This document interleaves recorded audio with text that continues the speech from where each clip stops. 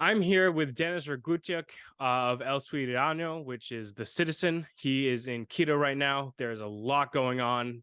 Ecuador has elections coming up on the 20th. A presidential candidate was just assassinated. So I'm sitting down with Denis to ask him a few questions to get his perspective on the situation. It's a very complex situation, and there needs to be some English language media informing English language people about the realities of the situation in Ecuador. So, Denis, how are you? Even well, thanks for the invitation. I must say, from my experience, things could definitely be better here in Ecuador. I've been coming to this country since 2016. I'll say for various events, the elections, various say big anniversaries, and I gotta say this is probably the most tense that I've seen Ecuador in all these past 7 years. Yeah, it seems like there's a lot of tension, and the potential of violence is growing, from what I've heard, at least. And speaking of the violence, since 2017, Ecuador has seen a huge increase in violence. I think it was Oli Vargas who shared a graphics that said it had gone up like something like 500%, an insane amount in terms of the rates of violence. So, and that all has happened since the leftist candidate Rafael Correa has left office. So can you explain how Correa came to power, why he's no longer in power, and sort of give a little nuance to how the situation has deteriorated since he left office? Certainly. I think it's important to start, say, with really the circumstances surrounding the rise of Rafael Correa as the president. Now, throughout the early 2000s, Ecuador experienced a whole series of anti-neoliberal uprisings. We, of course, had the uprising against Abdullah Bucaram, who was one right-wing president who only lasted, I believe, was 6 months in the job. There was Manuel. Sorry, no, it was. Uh, there was of course the famous uprising against Lucia Gutierrez in 2005, who actually came to power originally with the help of the indigenous movement, but then turned back on his policies and on his words, and instead actually created a new signed a new deal with the IMF and effectively brought back neoliberalism to Ecuador. So by the election of 2006, there's been almost like this domino effect of neoliberal leaders, falling one after another because of mostly because of these mass uprisings in Ecuador, particularly by the indigenous groups. Now, Rafael Correa comes to power with one big central promise, that is to create a new constitution in the country, which a promise which he fulfills, and because as right after his election victory, he convenes a constituent assembly which elects a left-wing majority, which then proceeds to write a new constitution, and for this new constitution to be adopted in the country. And this is what became known as the Constitution of Monte Cristi. Now, between 2007 and 2017, those 10 years period is what commonly known in Ecuador now as the Citizens' Revolution, or the period, or some also refer to as the década ganada, or the decade of say a decade of victory, a decade of gaining something, regaining what was lost. Okay.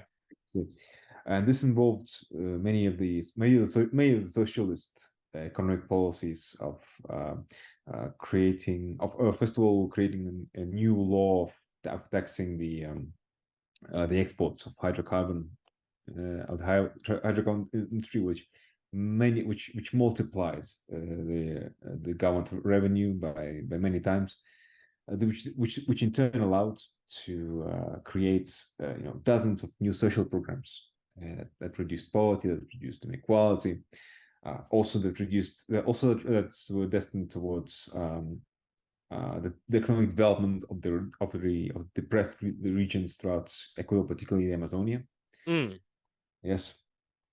Um, this was also a decade where Ecuador really started to play a role on the international stage, as it became known as one of the founders of the Union of South American Nations. Ecuador offered the asylum to Julian Assange, of and course. it was the embassy of Ecuador which became the home for Julian for many years, and and Ecuador really began to gain this kind of prestige across Ecuador.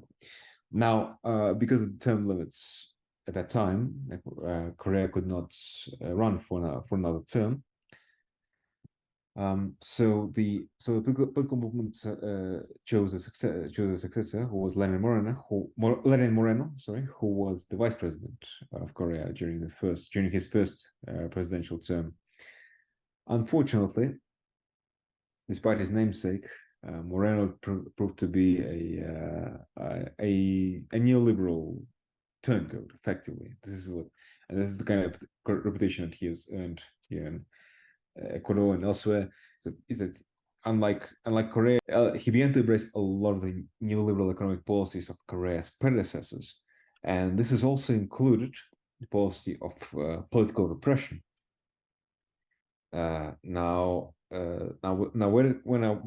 Whenever it comes to the use of political repression as a tool of governance, I believe it is one of the main precursors for the creation of this this wave of violence that we're now seeing in Ecuador. Effectively under Moreno, and then afterwards after 2021 by the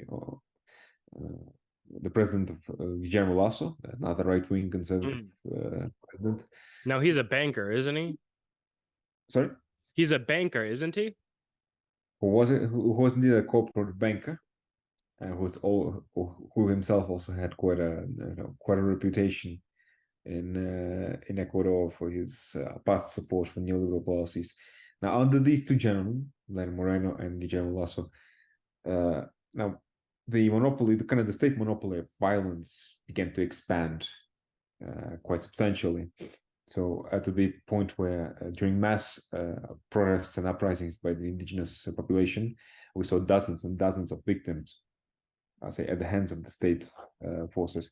And it was around this time, also combined with the COVID-19 pandemic, which was managed horribly by both presidents. How was it managed horribly, if you don't mind me asking? There was it's actually good that you ask. During the initial cycle of the pandemic, so to speak, of which took place during Lenin Moreno's government, so in 2020, what Ecuador experienced a particularly high death rate across, across the country, but especially in the coast, so in the coastal town of Guayaquil. Now, the vice president at that time, who is now actually one of the election candidates, Otto Sonnenholzner, actually became one of the, say, almost like one of the symbols for everything that went wrong with the management. So the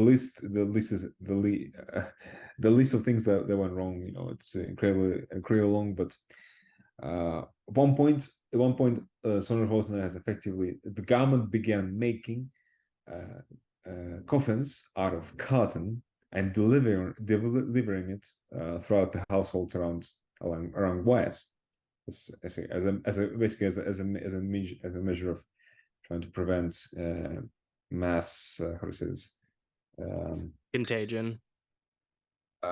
Contagious, so to speak. Yes, effectively.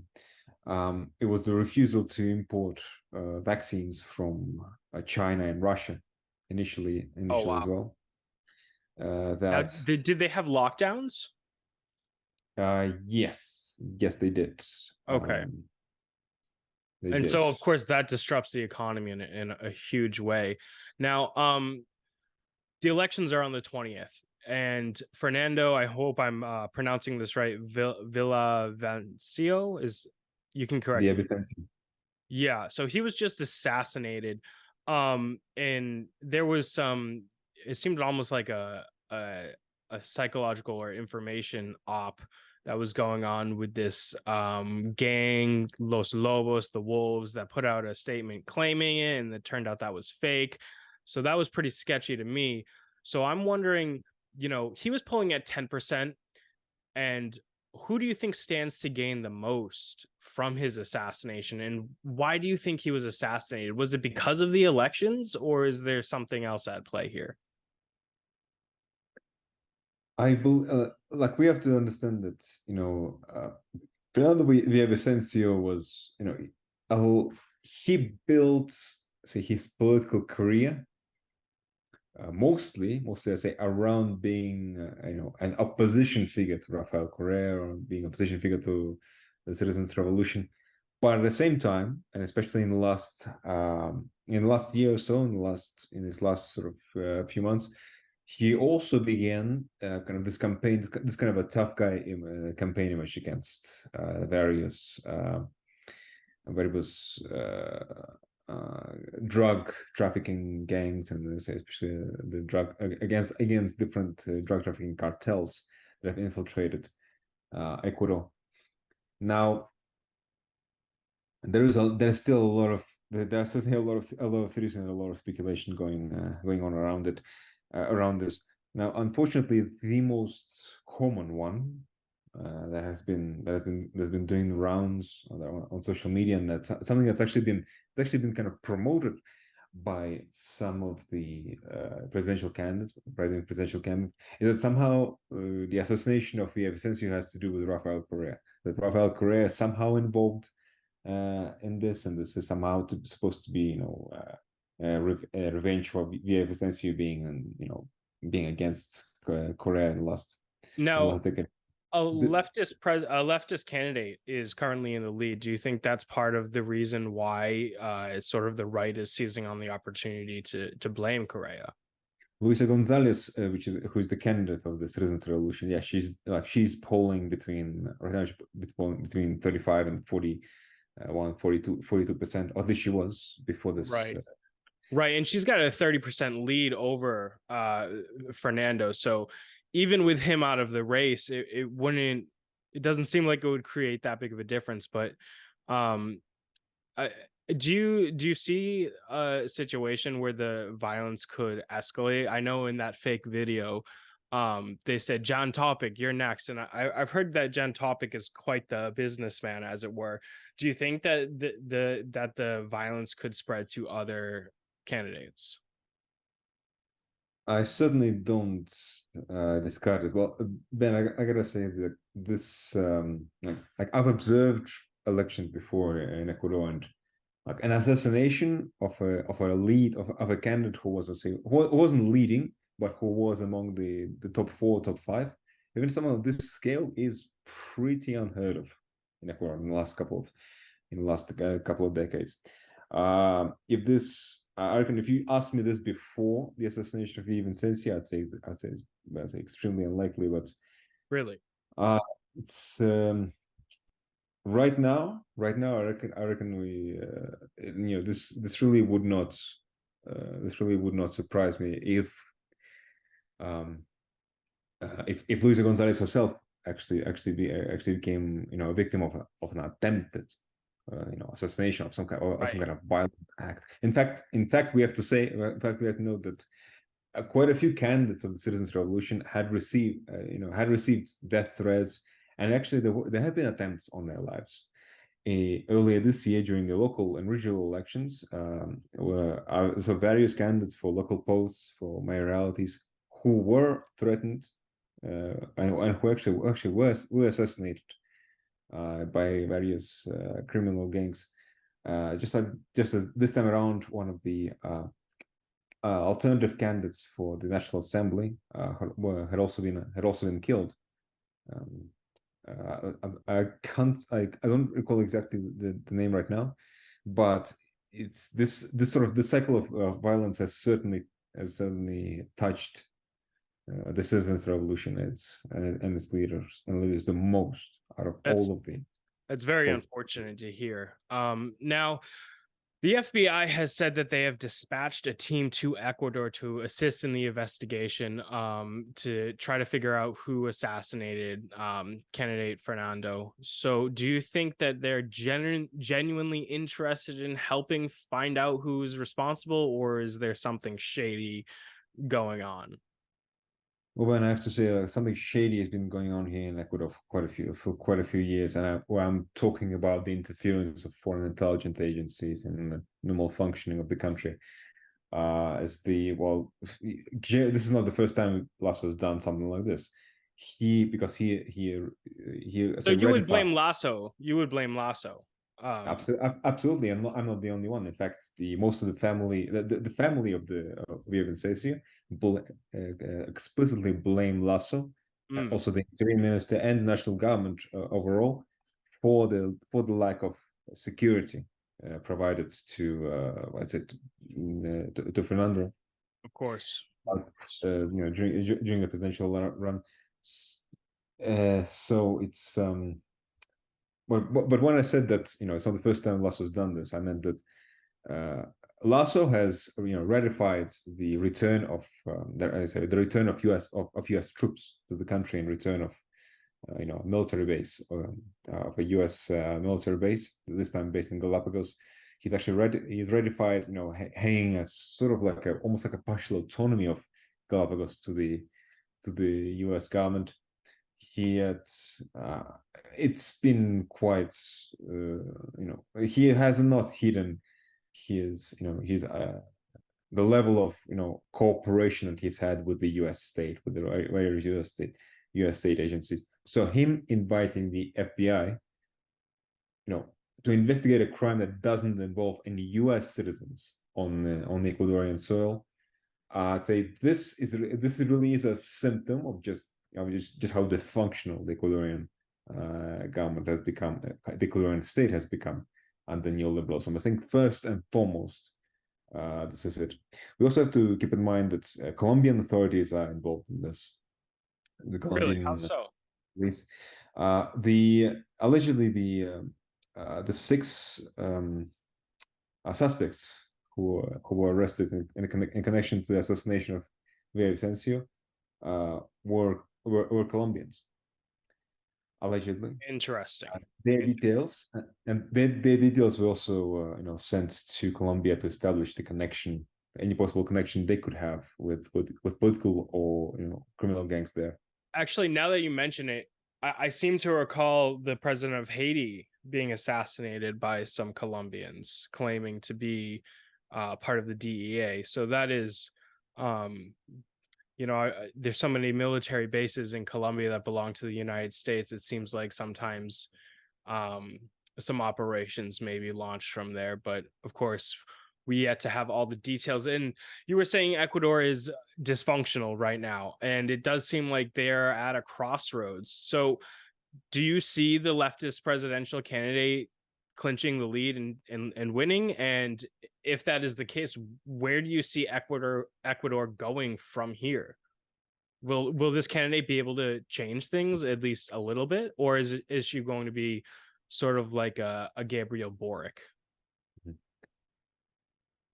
It's a good question. It's a good question, Ben. Now, Luisa Gonzalez as a candidate, as a leading candidate of citizen revolution is a bit of a unique choice, because she is someone who is considered to be kind of the part of the old guard of the citizens revolution. So she's someone who was part of the ministries, let's say in the twilight years of Rafael Correa's presidency, but she's someone who is considered to be trusted by Rafael Correa, and someone who has already had this experience of governing under Correa, as well as holding the same kind of values that a lot of the people identify with when it comes to Correa and the citizens revolution. Because we have to remember that ever since Correa left power and left Ecuador, the kind of the core voting base of that supports him, that supports his candidate, that supports the project of citizens revolution, has more or less maintained between 30 and 35%. Now, this is the kind of this is the population which will vote for the citizens revolution, no matter what. It's a solid voting bloc. This is the one That's a big big chunk. advantage That's a which big they chunk. have, yeah, exactly, big advantage which the left wing has, which no other candidate does have. The disadvantage is that Luisa Gonzalez is basically running against five other right wing contenders. In Now, a will in they a unite forces election. possibly to try to like all back one person, sort of like we saw in the U.S. presidential election against Bernie Sanders? In the case of this being a two-round election, I think that definitely yes, they would definitely attempt to do so. But the big question right now is who if is it in the case that Luisa Gonzalez cannot win in the first round, and that's certainly a possibility. Also one important thing to note: in order for a candidate to win in the first round, they need to obtain 40% of the total vote and also a difference of 10% with the nearest contender, Wow, or 50% of the vote outright. And the I'm glad biggest you said that. hope, yes, and the biggest hope that Lisa can have is just to win those 40% and 10% difference. Okay, and assuming she does win, is she another social democrat? Is she more like a Lula figure, or could you see her warming up to countries like Venezuela, Cuba, and Nicaragua? Ecuador, I would say Ecuador would be pretty unique, in the case of a left-wing victory. Here How so? now, I would say that this is I believe I can say Ecuador certainly trending the middle ground between, I would say, the revolutionary countries like Nicaragua, Cuba, and Venezuela, but at the same time, uh, but at the same time, really trying to maintain the balance. Yeah, trying to maintain the balance among all, because this was a role that was played by Ecuador in during Correa's time. We have to remember that even though he was considered to be a part of this radical alliance that included, yeah, of ALBA, the Bulgarian alliance that included the three countries plus Bolivia, um, plus Honduras, some of the other countries. Uh, economically, Ecuador was actually quite. I would say it was. What I would say radical Keynesianists. So yeah, I would say he actually had more in common economically with someone like AMLO in Mexico, rather than someone like Chavez or someone like Ortega in Nicaragua, or the Cubans. The number one, I know that from the priorities which the new left-wing government is going to have, would be number one is of course safety and security, Of course. reducing poverty rates, which is the main precursor now of growing crime. It would be to repair relations repair the broken relations with the big countries in the region. Sorry, Brazil, Mexico, say in Colombia now. It would be to repair relations with the big powers, China and Russia, replicating the same foreign policy So you of see them of sort of aligning with Russia and China as opposed to sort of, I guess, selling out to the United States. I mean, would you see them like sending weapons to Ukraine? You don't think that's certainly not. Well, I believe even under the presidency of Lasso, Ecuador didn't actually send any arms or ammunition. It did. I know it did send humanitarian aid, but I believe that even under the neoliberal presidency, they haven't actually sent any of the military equipment to Ukraine. Because I believe, like, I know that this like the first couple of years will be extremely difficult for the left wing government, as they will have to contend with not just with high crime rates, but a state that has been devastated by years of neoliberal cutbacks, or by IMF agreements, by uncertain situations in the world right now, high food prices. All of this is going to really grind down on them. But I can definitely also see Ecuador also bringing back the policies which made Ecuador stable and prosperous before. This is with regards to taxing the hydrocarbon exports, inviting investment, large scale investment from countries like China. It's once again rebuilding the old the welfare and the social programs that massively reduced inequality. This I can definitely see them doing. Okay, and so you mentioned hydrocarbon. Is that the primary natural resource of Ecuador? Oh yeah, Yeah. yes. What other major natural resources, if any, do they have? Mm. Uh, Ecuador certainly made a name for itself even during Korea's time as a prime destination for tourism. And the Ecuadorian government certainly invested a lot in it, particularly in the coast, the Galapagos Islands, Amazonia. And I believe this is going to go sort of hand in hand with trying to reduce the crime rates and the insecurity in the country. One of the other Ecuador also became a sort of a key exporter of energy under Rafael Correa. I mean electricity to both Colombia and to Peru through various hydroelectric projects that they have, which a lot of these have also been neglected by both Lenin Moreno and by Guillermo Lasso. Mm. This is another one. And of course, there's also like agricultural products that Ecuador became famous for, particularly shrimp, the seafood that Really? we're exporting to mostly to the United States. Actually, yes, we do. One thing we have to note here is that the U.S. is still the main trading partner of Ecuador, and this is also something that they have to keep that the new government will have to keep in mind when adjusting their policies. Of course. Um, including for oil export. Yeah. Interesting. Okay, and so I guess we'll wrap up with one last question. And that is, what are some of the key campaign promises made by the current leftist frontrunner? Well, Luisa Gonzalez, she acknowledged the dire situation around insecurity. She promised to bring back the investment, the social investments into education, into the healthcare sector, into the like I said, the old social programs which targeted particularly the poor sector. it's uh,